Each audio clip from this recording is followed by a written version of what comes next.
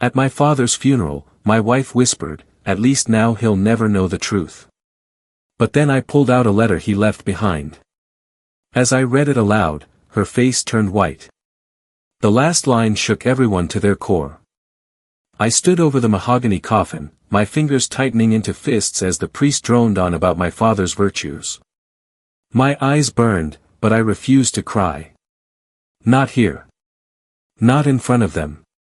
Then, just as the final prayer was spoken and people prepared to leave, my wife Sophia leaned in close, her breath warm against my ear. "At least now he'll never know the truth," she whispered. A chill crawled up my spine. The truth? The grief in my chest turned into something else, something dark, something cold. I turned to look at her, but she was already straightening up, her face carefully composed, her hand resting lightly on my arm in a gesture of false comfort. She had no idea what I knew. No idea that my father had left me a letter. I reached into my coat pocket and pulled out the envelope, the weight of it like a loaded gun in my palm. My voice was steady, but the tension in the air crackled like a storm. "Before we leave, I have something to share." The murmuring guests turned toward me. The air grew heavy, thick with expectation. I unfolded the letter and began to read aloud. "To understand how I got here, standing at my father's funeral, exposing my wife in front of everyone, you have to know the beginning. Sophia and I had been married for 7 years. She was everything I thought I wanted. Beautiful, intelligent, the perfect partner. My father had adored her.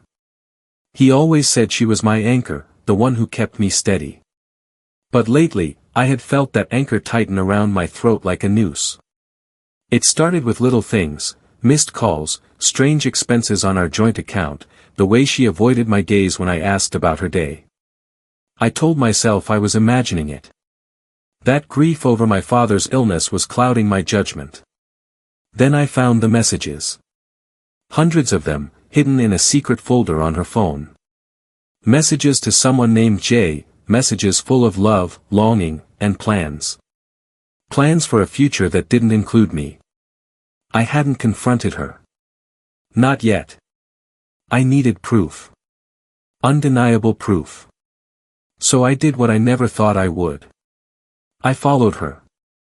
And that's how I found them, Sophia and him, in my house, in my bed, laughing, tangled in each other like I had never existed.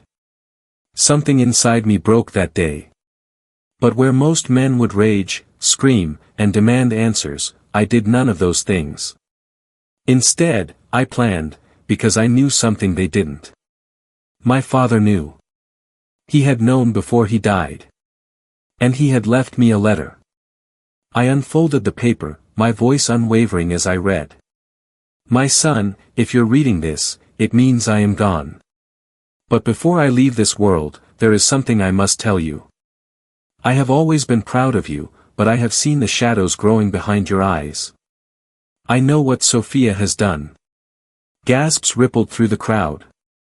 My wife's fingers dug into my arm, but I didn't stop. I pressed on, my voice gaining strength.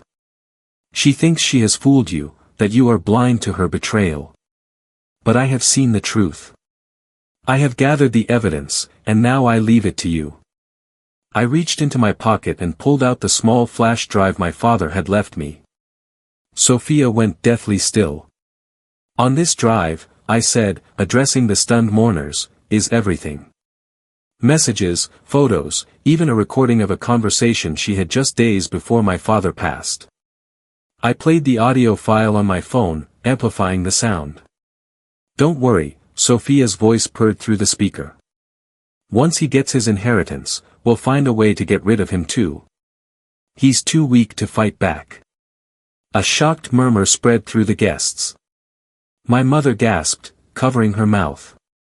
Sophia's face drained of all color. I turned to her slowly, my voice barely above a whisper. "At least now everyone knows the truth."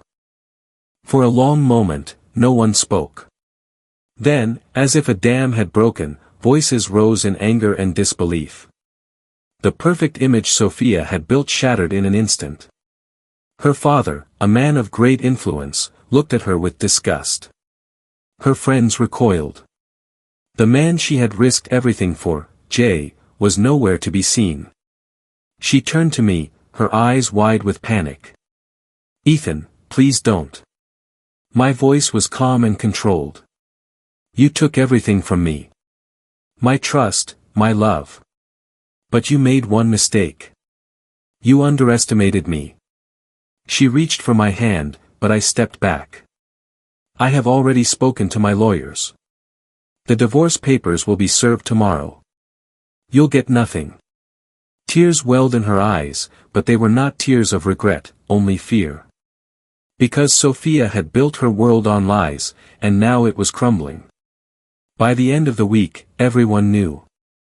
Sophia lost everything, her social standing, her access to my accounts, even her lover, who abandoned her the moment things turned ugly. I, on the other hand, walked away feeling lighter than I had in years.